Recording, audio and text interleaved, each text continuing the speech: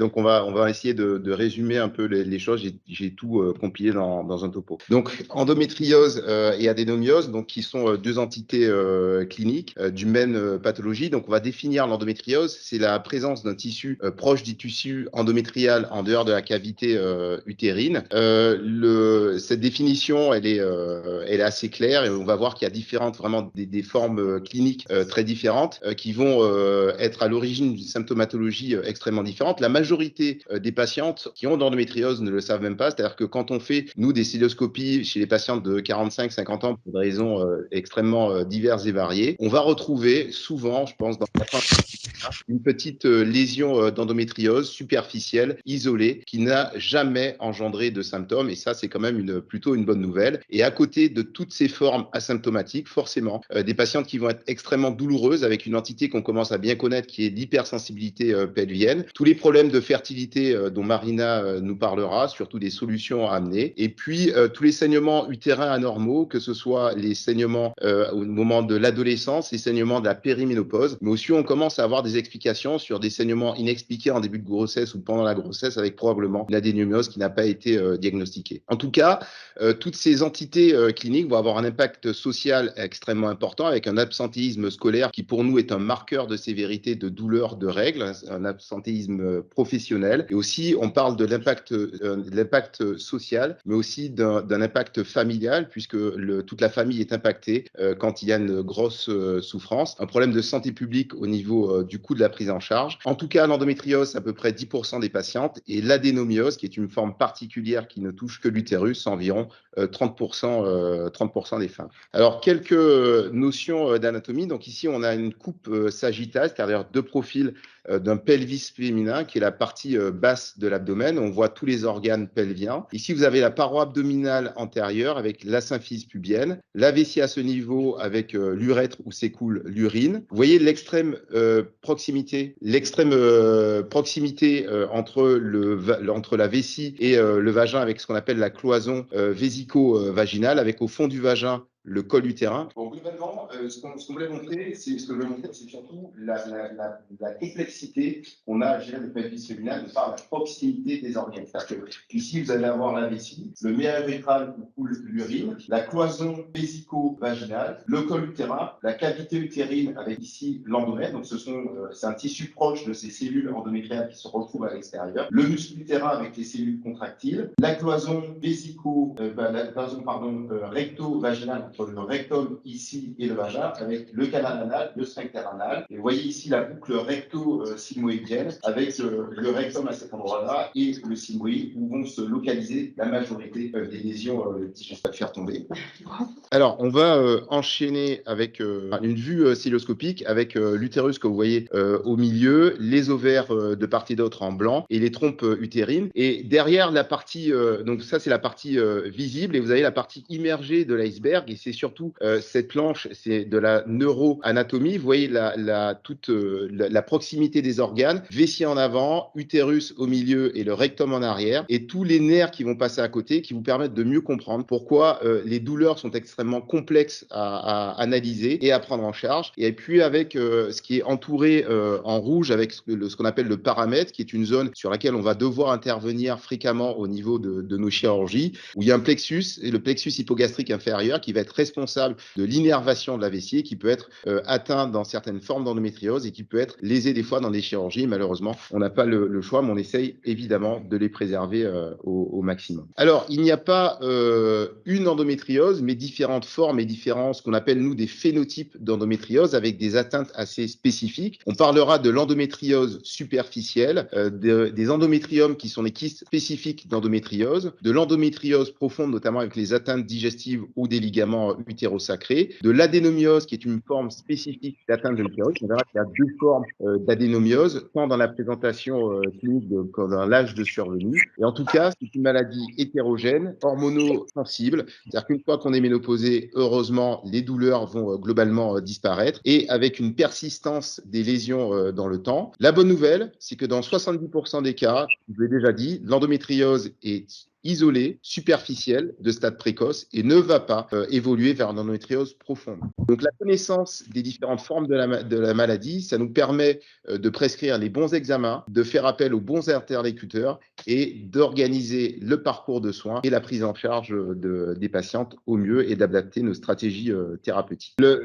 Alors, je vais vous parler de la première entité, l'endométriose superficielle. Donc, on l'a définie de façon anatomique par une atteinte de moins de 5 mm du péritoine. Le péritoine, c'est la petite membrane qui tapisse la cavité abdominale. Souvent, cette endométriose superficielle est isolée. Elle peut être diffuse. L'évolution est incertaine, c'est-à-dire ce n'est pas forcément une évolution d'une endométriose superficielle vers une forme profonde obligatoire. En tout cas, on va avoir, même si cette endométriose peut être isolée, une inflammation menstruelle à l'origine de douleurs, des adhérences qui peuvent être extrêmement gênantes, notamment du point de vue de la fertilité. Et Sandoz nous en dira quelques mots. Du point de vue imagerie, cette endométriose superficielle est extrêmement difficile à mettre en évidence. En tout cas, vous avez ici les 3 stades d'évolution de l'endométriose superficielle. Le premier stade avec une petite lésion rouge, inflammatoire, qui va saigner à chaque règle. Cette lésion va grossir, vous allez avoir l'accumulation de vieux sang, avoir des petites lésions noirâtres qui vont décoller le péritoine. Ces bulles noirâtres vont éclater et vont donner des adhérences blanchâtres. C'est la fibrose qui est le dernier stade de la maladie, avec des adhérences et souvent une fibrose qui va rétracter les organes et être à l'origine de phénomènes douloureux. Donc les 3 stades de cette pathologie d'endométriose superficielle peuvent être douloureux. Ici, vous avez une vue, c'était une patiente que j'avais opérée en urgence, qui avait un énorme kyste d'endométriose qui s'était rompu. Donc vous voyez tout le liquide noirâtre qui s'était répandu dans le ventre, et associé à cette endométriose ovarienne, à cet endométrium, il y avait une endométriose superficielle avec de nombreux spots diffus. On va parler du deuxième phénotype de l'endométriose, qui sont les kystes ovariens, donc les endométriums. Dans 60% des cas, le kyste d'endométriose est localisé sur l'ovaire gauche. Il peut être uni ou bilatéral, il peut faire quelques millimètres à plusieurs centimètres. La majorité des kystes qu'on voit font entre 3 et 6-7 centimètres, mais on peut avoir des kystes qui font jusqu'à 15 centimètres, ça nous arrive régulièrement. En tout cas, ces kystes endométriosiques vont être à l'origine à la fois de douleurs, mais on va être un vrai problème au niveau de la fertilité. Marina nous en parlera. La fertilité avec des facteurs de toxicité oxydative, puis de diminution de la qualité des ovocytes. Quoi qu'il arrive, pour nous, c'est un événement sentinelle, c'est-à-dire que si on voit un endométrium, il faut absolument rechercher d'autres lésions associées. L'endométrium est exceptionnellement isolé. S'il est volumineux ou s'il touche les 2 ovaires, pour nous, c'est un marqueur de la sévérité de la maladie et forcément, on doit rechercher d'autres lésions associées. Alors, l'origine, on reviendra un peu sur les différentes hypothèses physiopathologiques du développement d'endométriose, mais on pense qu'il y a un reflux tubaire avec, donc lors des règles, vous avez une partie du sang qui va s'écouler, la majorité par le col de l'utérus et s'extérioriser par le vagin. Il y a un reflux, une petite partie qui va passer par les trompes, qui va stagner au niveau du cul-de-sac de Douglas et qui va s'accrocher au-dessus des ovaires. Il y a une espèce d'invagination des cellules ovariennes sur ces cellules endométriales qui vont se développer ensuite pour leur propre compte, et c'est probablement ça l'origine de la formation de ces endométriomes. Alors, comment les prendre en charge? La chirurgie est une option, mais n'est pas obligatoire. On n'opère pas les kystes de petite taille, c'est une certitude. Pour les patientes, une patiente de 48 ans qui a 3 enfants, qui a plus de problème de fertilité, ces dossiers ne sont pas forcément discutés à RCP, et ce n'est pas un problème de prise en charge. Par contre, chez la femme jeune avec un désir de grossesse, c'est là qu'il y a vraiment une stratégie à adopter. C'est là où on va discuter de ces dossiers avec Marina en réunion de concertation pluridisciplinaire pour parler préservation ou pas et stratégie thérapeutique.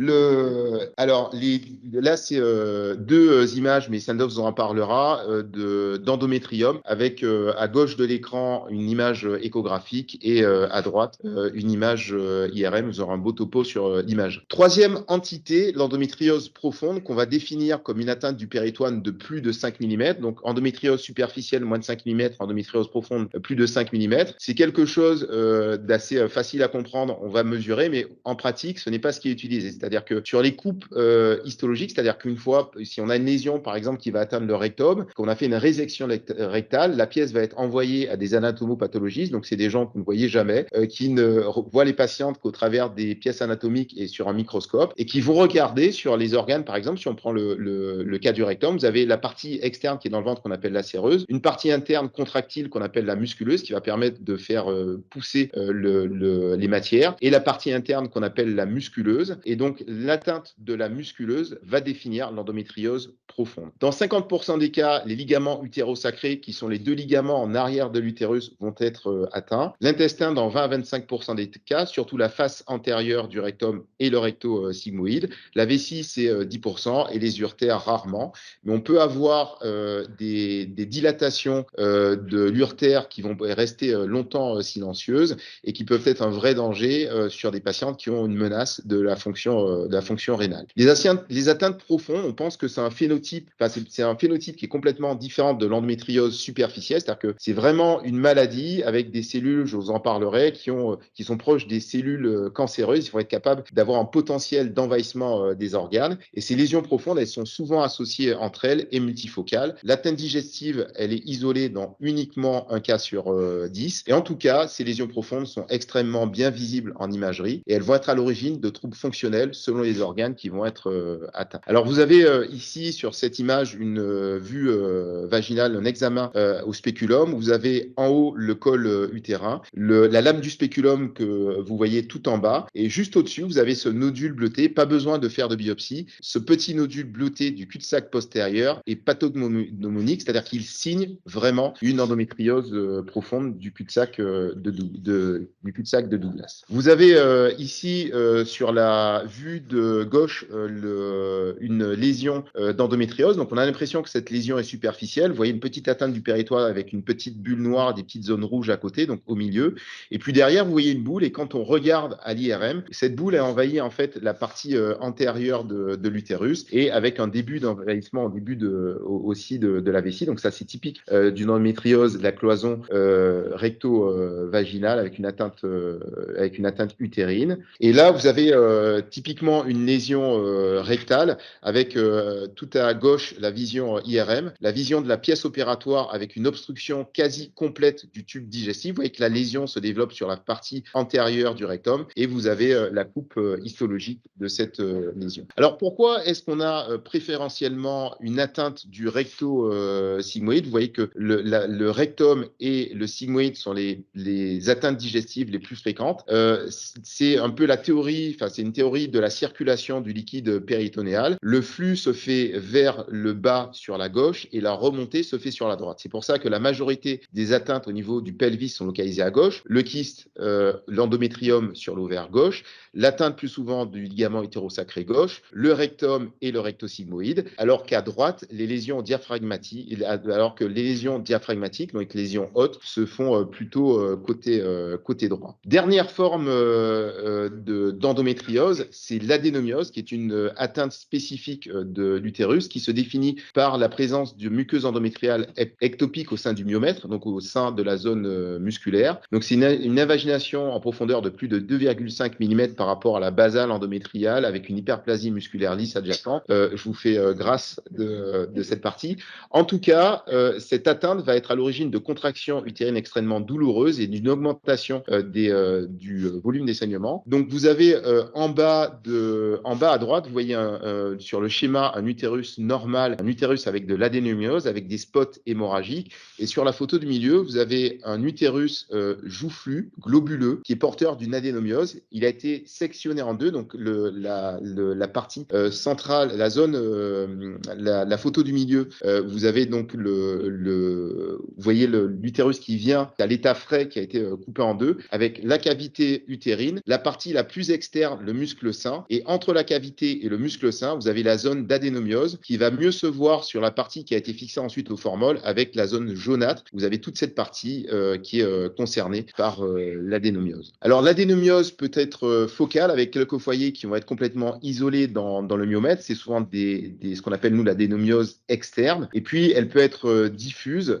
et toucher toute la partie, tout l'utérus. C'est ce qu'on voit plutôt dans un autre phénomène d'invagination dedans de la partie de la cavité et que ça va disséminer dans la paroi, j'y reviendrai. Et puis on a une forme particulière qui est l'adénomium, je vous montrerai plutôt une jolie photo. En tout cas, il y a deux périodes d'apparition. On va dire une adénomiose qui va toucher les femmes de plus de 40 ans, qui est souvent isolée, qui est une adénomiose diffuse, et une adénomiose qui va être plutôt précoce, qui va être chez les femmes jeunes, associée à de l'endométriose externe, qui est donc l'adénomiose externe, et je vous montrerai un schéma explicatif. Donc là, vous avez une vue IRM avec la cavité en blanc qui est refoulée vers la partie arrière. Vous avez une asymétrie des deux parois utérines. Vous voyez qu'il y a une adénomiose diffuse de la paroi antérieure. Une autre image d'une adénomiose postérieure qui touche la partie isthmique avec un envahissement digestif, mais ça, Sandoz vous en parlera. Et puis, vous avez ici l'adénomium et vous allez ouvrir ce qui est un kyste d'endométriose au sein du myomètre. Alors,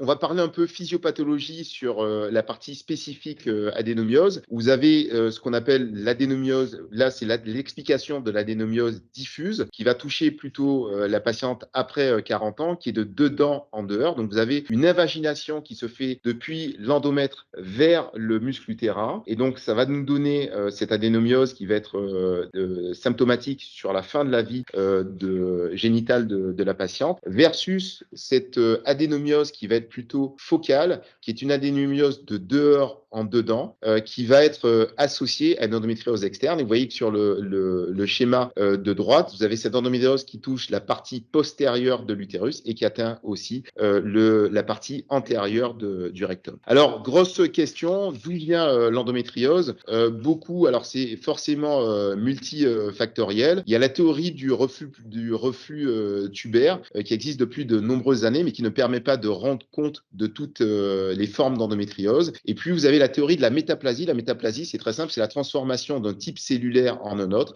et qui permettrait de rendre compte, par exemple, des atteintes extrêmement rares à distance sans qu'il y ait de phénomène de transplantation des cellules. Alors, la théorie du reflux, c'est ce dont on avait parlé, c'est que pendant les règles, vous allez avoir un reflux tubaire et le sang va passer, au lieu de descendre, de s'écouler complètement par le col et par le vagin, on va avoir cette stagnation dans le cul-de-sac de Douglas. Après, quand on fait une célioscopie chez une patiente pendant ces règles, on constate souvent qu'il y a du sang qui stagne et toutes les patientes ne développent pas de l'endométriose. Donc forcément, la théorie du reflux, c'est un début pour la compréhension, mais il y a probablement d'autres altérations dont on va parler qui sont à l'origine du développement de la maladie.